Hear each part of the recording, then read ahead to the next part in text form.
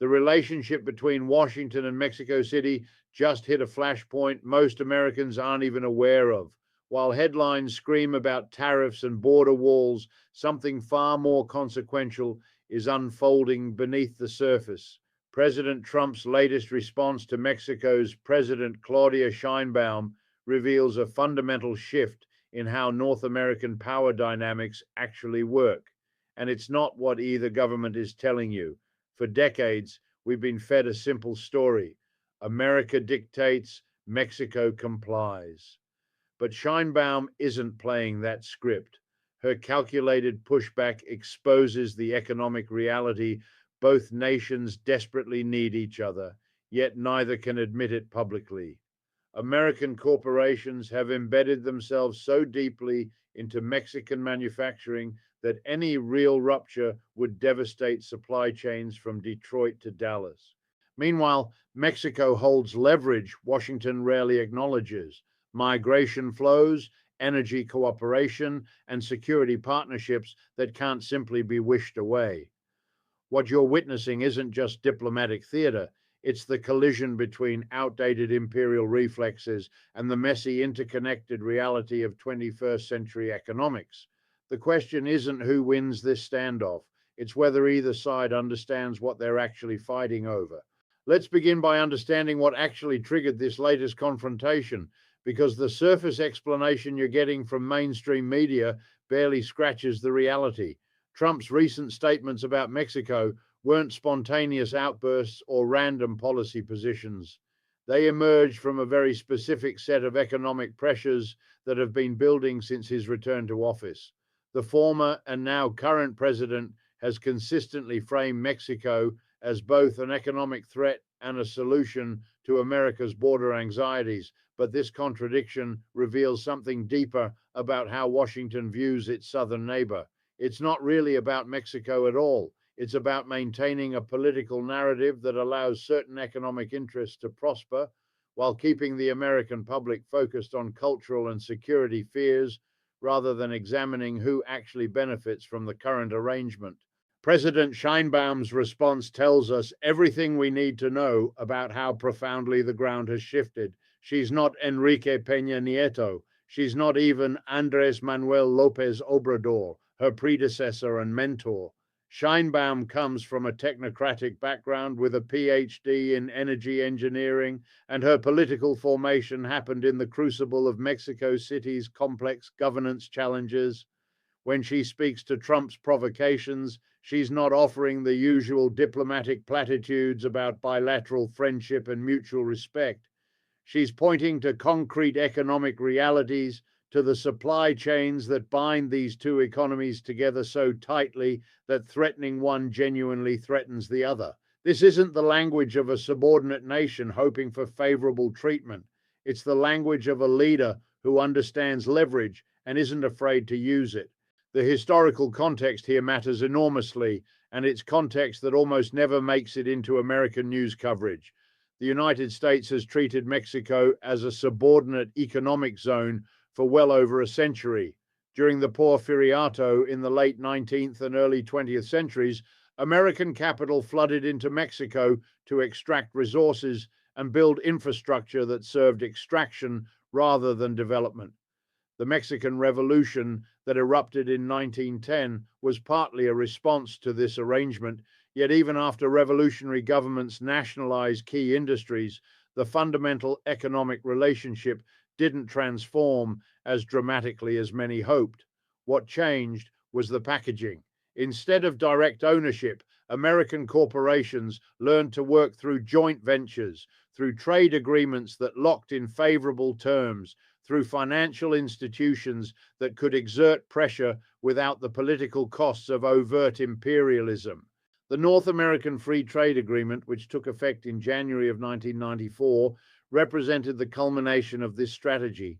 Sold to Americans as a way to create jobs and expand markets, sold to Mexicans as a pathway to development and prosperity, NAFTA actually did something quite different.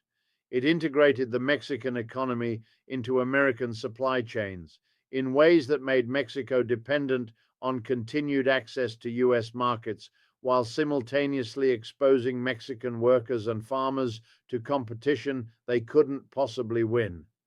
Mexican corn farmers suddenly found themselves competing against subsidized American agribusiness. Mexican manufacturers found themselves restructuring entire operations to serve as component suppliers for American final assembly. The maquiladora zones along the border exploded with factories that performed labor-intensive work at Mexican wage rates for products sold at American price points. Now, here's where it gets interesting, and here's where Trump's posturing runs into uncomfortable economic facts. Those same supply chains that disadvantaged Mexican workers also created profound dependencies for American corporations.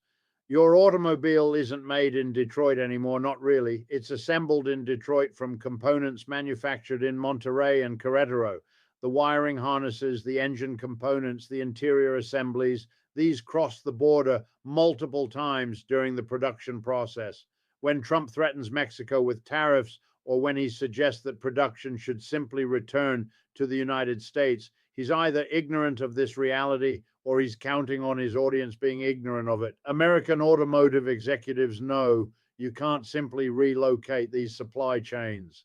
The infrastructure investments alone would cost billions. The wage differentials would make vehicles dramatically more expensive, and the time required would leave American manufacturers unable to compete globally while they restructured. Sheinbaum knows this. Her economic team knows this. And that knowledge informs every response they make to Washington's threats. When Trump talks about imposing 25% tariffs on Mexican goods, Sheinbaum doesn't beg him to reconsider out of Mexican weakness. She points out that such tariffs would immediately increase prices for American consumers, would devastate American manufacturers who depend on Mexican components, and would likely violate the trade agreement that Trump himself renegotiated during his first term. She's not making emotional appeals. She's stating economic facts that anyone who actually understands how modern manufacturing works would recognize immediately.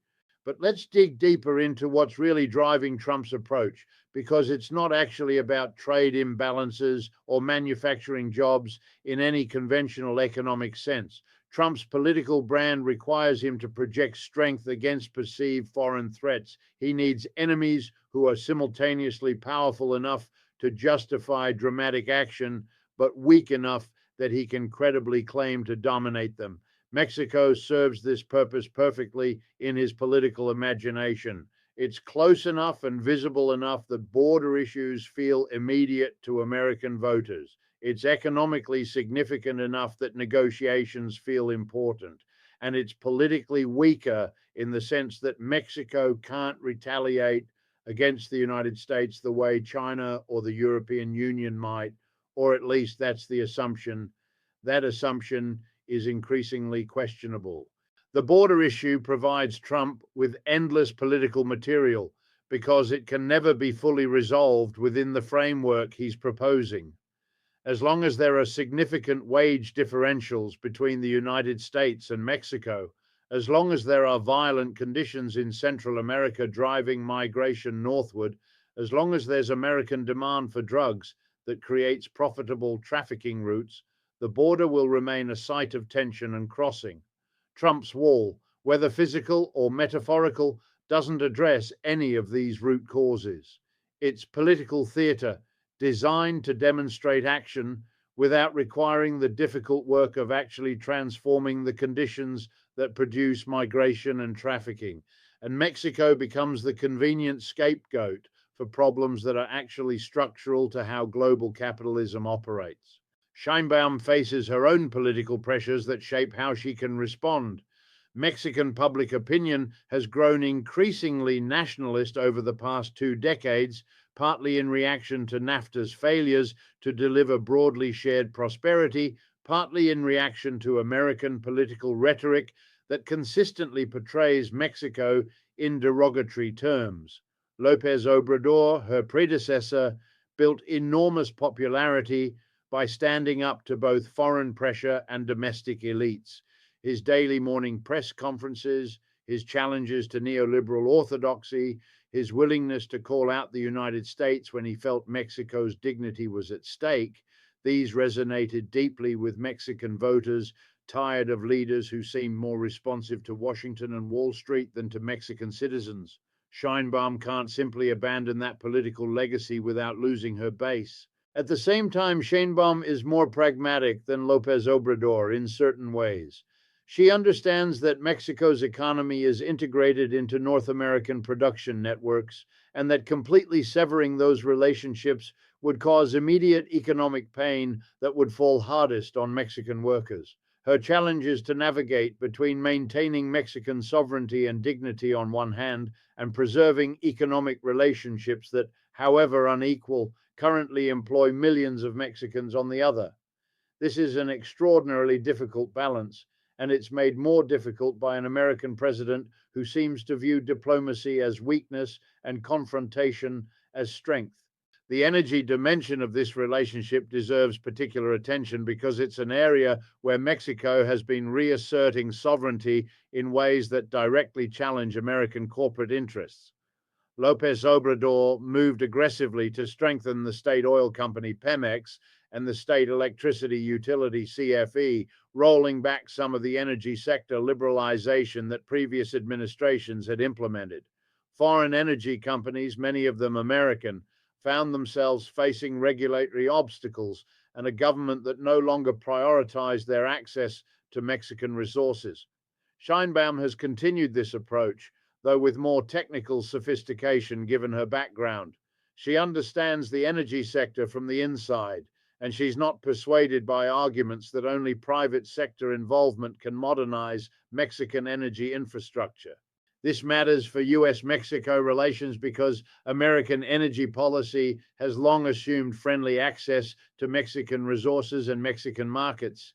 The assumption was that Mexico would continue liberalizing, would continue opening its energy sector to American investment, would continue integrating into a North American energy market shaped largely by American corporate priorities. Sheinbaum's Mexico is pushing back against that vision, insisting that energy sovereignty is fundamental to national sovereignty more broadly. When Trump threatens Mexico economically, part of what's happening beneath the surface is a struggle over whether Mexico will continue down the liberalization path or whether it will chart a more independent course. The migration issue is perhaps the most cynically manipulated aspect of this entire relationship. Both governments understand that migration flows respond to economic conditions, to violence and insecurity, to climate change impacts on agriculture, to a whole range of factors that neither border walls nor enforcement regimes can effectively address. Yet both governments find it politically useful to treat migration as primarily a security and enforcement problem. For Trump, this allows him to promise solutions, more border patrol agents, more technology, more barriers that sound decisive but don't require addressing why people migrate in the first place. For Sheinbaum, it creates opportunities to extract concessions from Washington by offering cooperation on enforcement while positioning Mexico as a transit country rather than the source of the problem. What almost never gets discussed honestly is the American economic dependence on migrant labor. Agriculture in California and Florida, meat processing in the Midwest, construction across the Sun Belt, hospitality and food service in every major city. These industries rely fundamentally on workers who are either undocumented or working on temporary visas that give employers enormous power over them. This creates a deliberate underclass of workers who can be paid less, treated worse, and threatened with deportation if they complain. It's extraordinarily profitable for the businesses that employ them, and it exerts downward pressure on wages and working conditions for American workers in those same industries. Yet the political conversation never focuses on the employers who create the demand for undocumented labor. It focuses obsessively on the workers themselves and on the border they cross. Mexico benefits from migration in certain ways that also rarely get examined critically. Remittances from Mexicans working in the United States represent one of Mexico's largest sources of foreign currency, consistently exceeding foreign direct investment and tourism revenues. These remittances support millions of families across Mexico, providing money for food, education, housing, and small business investment in communities that the Mexican economy has otherwise left behind. This creates a perverse incentive structure where the Mexican government has little reason to want migration to stop completely, even as it complains about American immigration enforcement policies. The system works for certain powerful interests in both countries while creating misery and exploitation for the migrants themselves.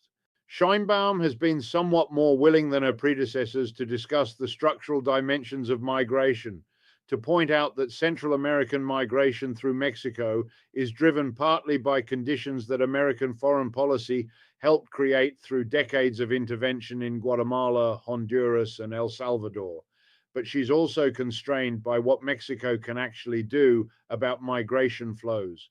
Mexico doesn't have the resources to seal its southern border, and even if it did, such enforcement would be deeply unpopular domestically and would likely just redirect migration routes rather than stop migration entirely. So Mexico finds itself in this uncomfortable position of being pressured by Washington to serve as America's border enforcement agent while lacking both the capacity and the political will to fully satisfy American demands. The drug trafficking dimension is equally complex and equally distorted by political rhetoric. American politicians love to blame Mexico for drug violence and for the fentanyl crisis that's killing tens of thousands of Americans annually. Mexican politicians love to point out that this violence is driven by American drug demand and is armed with American weapons flowing south across the border. Both of these things are true, and both of them are incomplete explanations that avoid uncomfortable questions about how drug prohibition creates the conditions for violent trafficking organizations to emerge and thrive. The economic logic of drug trafficking is straightforward. Prohibition creates an illegal market. Illegal markets can't use legal mechanisms to resolve disputes, so violence becomes the dispute resolution mechanism. Enormous profit margins from illegal drugs allow trafficking organizations to corrupt officials, to outgun police forces, to invest in sophisticated logistics and technology. American drug demand provides the market. American drug prohibition provides the profit margins. American weapons sales provide the firepower. Mexican corruption and Mexican state weakness allow trafficking organizations to operate with relative impunity. Neither country wants to fundamentally challenge this system because doing so would require admitting that current policies have failed catastrophically. Trump's approach to the drug issue is pure political performance. He talks about designating Mexican cartels as terrorist organizations as if a designation would somehow change the underlying economics. He talks about military strikes against cartel infrastructure as if drone strikes would do anything except create martyrs and further destabilize already fragile regions. He never talks about the American demand side, about the prohibition policies that create the incentives for trafficking, about the treatment and harm reduction approaches that actually reduce drug deaths. And Sheinbaum can't push back too aggressively on this because Mexican public opinion is genuinely traumatized by drug violence and desperate for solutions, even solutions that won't actually work. The reality is that both governments benefit from having the drug issue remain unresolved at a certain level. It justifies increased security spending, increased surveillance, increased law enforcement powers. It provides political cover for all sorts of actions that would otherwise be harder to justify. It creates opportunities for corruption that enrich officials on both sides of the border. The victims are the addicts who die from contaminated drugs, the communities torn apart by trafficking violence, the young people whose economic opportunities are so limited that working for cartels seems rational. These victims don't have political power, so their interests don't shape policy. Let's talk about what Sheinbaum is actually trying to accomplish in her dealings with Trump, because it's more sophisticated than most American observers recognize. She's not trying to win a confrontation with the United States in any conventional sense. She knows Mexico doesn't have that kind of power. What she's trying to do is establish that Mexico has agency, that Mexican cooperation cannot simply be assumed or demanded, that there are costs to treating Mexico with contempt.